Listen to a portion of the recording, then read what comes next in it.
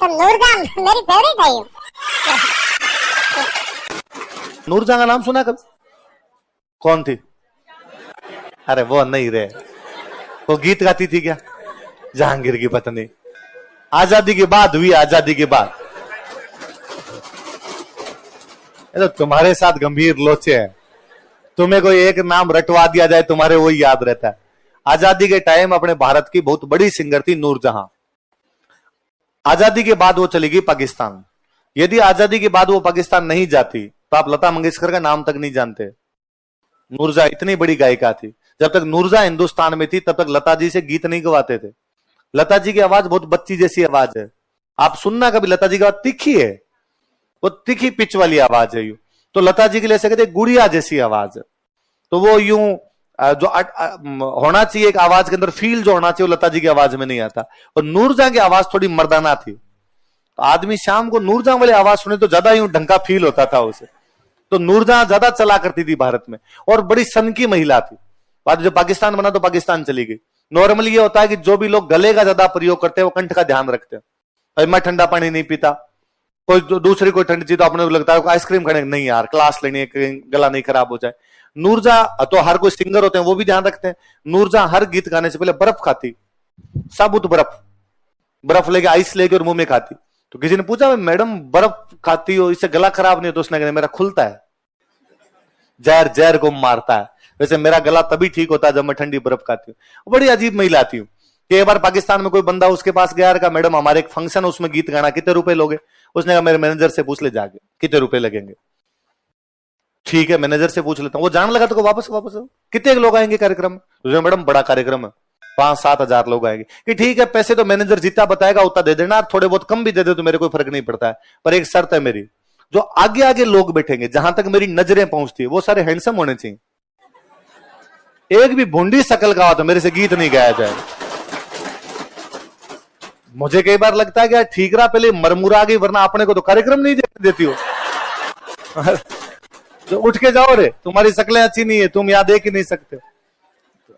अपने टाइम की पाकिस्तान की बड़ी दिल फेंक महिला हुई थी, उसके उस टाइम पता नहीं कितने अफेयर थे। तो एक बार किसी पत्रकार ने पूछा कि भाई मैडम आप, हमने सुना आपके खूब सारे अफेयर हैं, तो कितने अफेयर रहे, किन किन लोगों से अफेयर रहे, नाम बताओ। तो उसने पंजाबी में कहा कि छड़ परे की करना होने पूछ के, क्या करेगा आप छोड़ दे। पत्रकार इस मामले में हरामी होते हैं। पत्रकार वापस की नहीं बताइए प्लीज। तो उसने कहा लग गिन, तेन 1 मिनट दे दिया गिन ले, 1 मिनट में जितने गिने जाए गिन ले। तो उसने 1 मिनट तक क्यों बोलना शुरू किया। तो वो पत्रकार बेचारा 1 2 3 1 मिनट बाद कहा किन्ने हो गए? तो उसने कहा 16। 1 मिनट में उसने कितने बॉयफ्रेंड के नाम बताए? 16। तो वो जैसे कहता 16, नूरजहां शर्मा की और कहती कि ना करते 16 तो हो ही गए। इतना कंट्रोल किया तो भी कितने हो गए। और उसके एक बॉयफ्रेंड थे पाकिस्तान के राष्ट्रपति याहिया खान। मुझे नूरजहां इसलिए भी अच्छी लगती है कि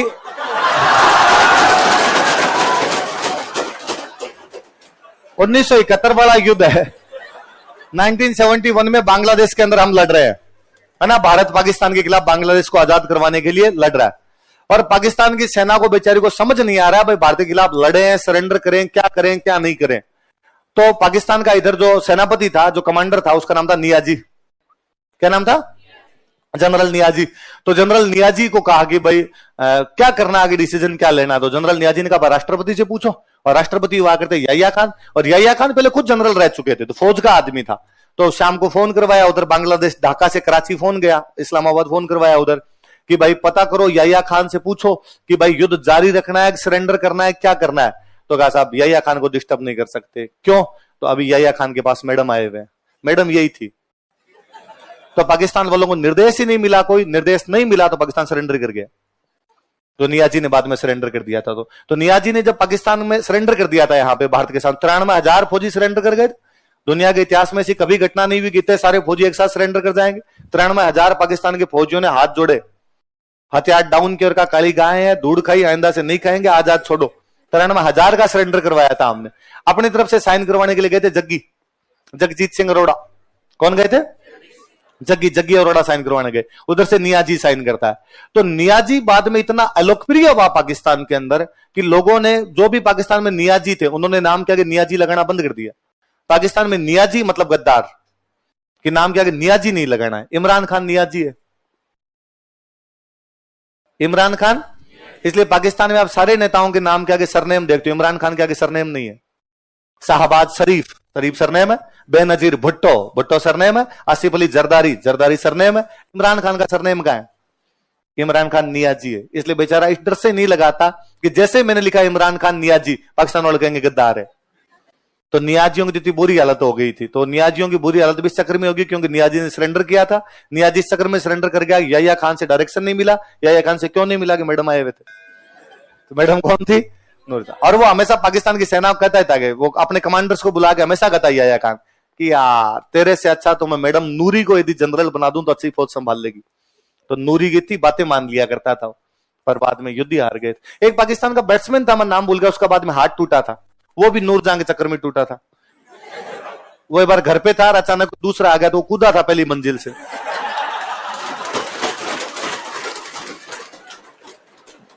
पाकिस्तान बहुत अच्छा बैट्समैन था, मतलब आगे खेलता तो खूब खा। तो नूरजहां मेरी फेवरेट है। यूं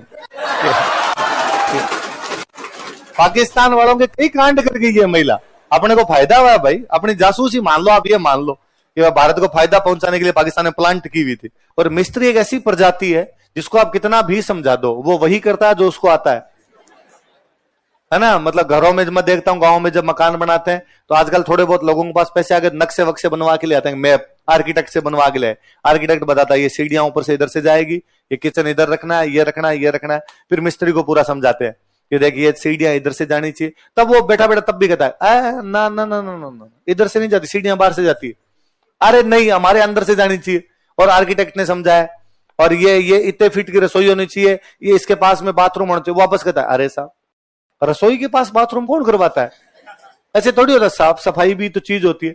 आप वापस कहते हो नहीं नहीं ये वाला बाथरूम, हॉल वाला बाथरूम यहीं देना है, यहीं पे। आप जाते हो, जाने के बाद मिस्त्री अपने सारे मजदूरों को कहता है कि 16 साल का एक्सपीरियंस है, ये सिखाएंगे। और मेरे को ऐसे कागजों की आवश्यकता नहीं है।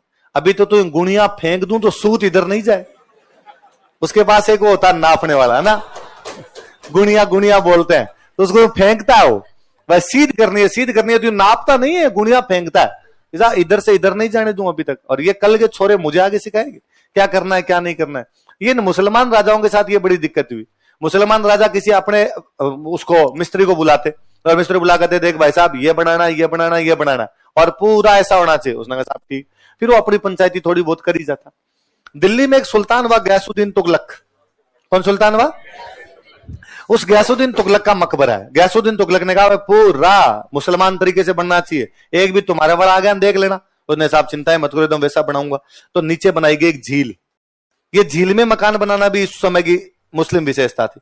एक झील बनाई, वो झील में बनाया चबूतरा, झील के अंदर चबूतरा बना दिया। अब चबूतरे पे बनानी है बिल्डिंग, तो बाकायदा बिल्डिंग वैसे के वैसे, जैसे जो गेट बनाना है वो वैसा के वैसा गेट बनाया गया। इसके ऊपर गुंबद खड़े करने हैं तो वैसा के वैसे गुंबद खड़े किए गए। यहाँ पे साइड में मीनार खड़ी करनी, पूरा उसने जैसा बता के गया था वैसा वैसा किया। यहां जाते जाते बंदे के दिमाग में ही खुद की, उसने ऊपर जाके बनाया कलश, पानी का कलश होता है कलश। उसने ऊपर जाके बनाया आमलक, आम की तरह एक आकृति बनाया करते, इसको क्या बोलते हैं? ये दोनों हिंदू विशेषता थी।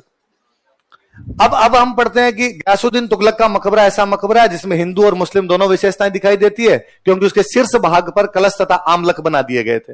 मुझे लगता है तुगलक ने तो आगे कहा होगा अरे क्या किया रही, ये ऊपर क्या कर दिया, उठाओ हटाओ हटाओ हटाओ। उस मिस्त्री ने कहा सर एक मिनट पहले मजदूरों से पूछो अच्छे लग रहे हैं कि नहीं लग रहे हैं। और मजदूरों ने कहा साहब थू थू, ऐसे पहले हमने कभी नहीं बनाए, इतने अच्छे पहले कभी नहीं बने थे। कुछ चीजें आदमी इसलिए भी कर लेता है कि दूसरों को अच्छी लगती, आपको भले अच्छी लगे नहीं लगे। तो गयासुद्दीन तुगलक ने कहा अच्छा लग रहा है तो पड़े रहने दो आप। तो गयासुद्दीन तुगलक के मकबरे में हिंदू विशेषता भी आ गई। कौन सी आ गई? तो इंडो इस्लामिक में स्थापत्य कला की विशेषता का तो सबसे बड़ा कारण ही है कि या तो यहाँ की बिल्डिंग को तोड़ तोड़ के बनाया गया या यहाँ के मिस्त्रियों द्वारा बिल्डिंग बनाई गई, इसलिए उसमें इंडो विशेषता भी पाई जाती है। और कैसी पाई जाती है?